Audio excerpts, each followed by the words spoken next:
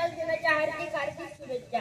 लहरतो तिरंगा अभिमानाने आज उंच आकाशी, लहरतो तिरंगा अभिमानाने आज उंच आकाशी, उजळून झाले रंगतायचे प्रणात एकमुखाशी, प्रणात एकमुखाशी। जगण्या शिकण्याचा अधिकार दिला बदलाच्या न्यायात, जगण्या शिकण्याचा अधिकार दिला बदलाच्या न्यायात। संविधानाचा करतो आदर, करून गुजरा मानाचा त्यास, करून गुजरा मानाचा त्यास। माझ्या पहिल्या वंदनाच्या मातृभूमीला जिच्या खुशीत अनेक क्रांतिकारकांनी जन्म घेतला, माझ्या दुसऱ्या वंदनाच्या तिरंग्याला जो भारत लढ्याचा खरा साक्षीदार आहे, माझ्या तिसऱ्या वंदनाच्या शिवछत्रपतींना ज्यांनी स्वराज्याचे बीज या मातीच्या कणाकणात आणि प्रत्येक माणसाच्या मनामनात रुजवले।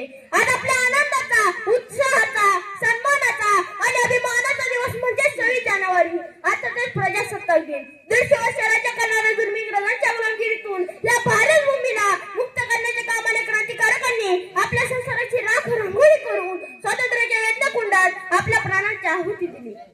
सर्वप्रथम मी सर्व महान क्रांतिकारकांना मी रुद्र झोंबाडे अभिवादन करतो। तसेच रात्रंदिवस डोळ्यात तेल घालून सुम्यांवर तैनात असलेल्या सर्व जिगरबाज सैनिकांना मी अभिवादन करतो आणि माझ्या बोलण्यास आरंभ करतो। मित्रांनो, 15 ऑगस्ट 1947 रोजी आपला भारत देश स्वातंत्र्य झाला। तर आपण 26 जानेवारी का साजरी करतो? कारण एका कुटुंबाला एका कुटुंब प्रमुखाची गरज असते, तसंच या भारताला एका राज्यघटनेची गरज होती।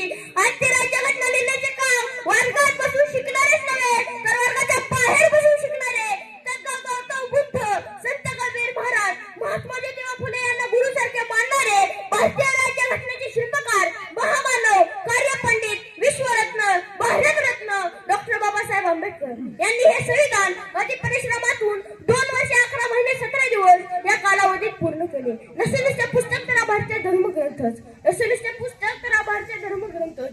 संविधान बनले देशाचे शून्य पालक, संविधान बनले देशाचे शून्य पालक। गुलामगिरी संपली, गुलामगिरी संपली, झाले गणराज्य सत्तेचे चालक आणि जनता बनले मालक। मित्रांनो, 26 जानेवारी 1950 ला आपण संविधान का स्वीकारले? कारण पंडित जवाहरलाल नेहरू यांनी 26 जानेवारी 1930 ला वरच्या दिवसात तिरंगा फडकवून स्वातंत्र्याची मागणी केली होती। हा दिवस मान्य राहावा म्हणून डॉक्टर बाबासाहेब आंबेडकर यांनी लिहिलेले संविधान हे स्वीकारण्यात आले। खऱ्या अर्थाने प्रजा हाती सत्ता आली। संविधानाने आपल्याला न्याय हक्क दिला आहे, बंधुत्व दिले आहे, तसेच कर्तव्य दिले आहेत। आजही देशासमोर अनेक समस्या आहेत। बाबासाहेब ने कलम उठाई तो संविधान बन गया, बाबासाहेब ने कलम उठाई तो संविधान बन गया। अरे संविधान की ताकत तो देखो यारो, अरे संविधान की ताकत तो देखो यारो। चाय बेचने वाला भी इस देश का पंतप्रधान बन गया, आज चाय बेचने वाला भी इस देश का पंतप्रधान बन गया। संविधानाने आपल्याला न्याय हक्क दिले आहे, तसेच कर्तव्यही दिले आहे।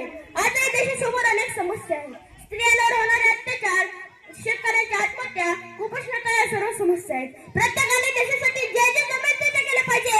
मी जातो एवढंच बोलेल, स्वातंत्र्यावर न करू असे तसे प्रणाम, स्वातंत्र्यावर न करू असे तसे प्रणाम। त्यांच्या निस्वार्थ जगानेच तर भारत बनला महान, त्यांच्या निस्वार्थ जगानेच तर भारत बनला महान।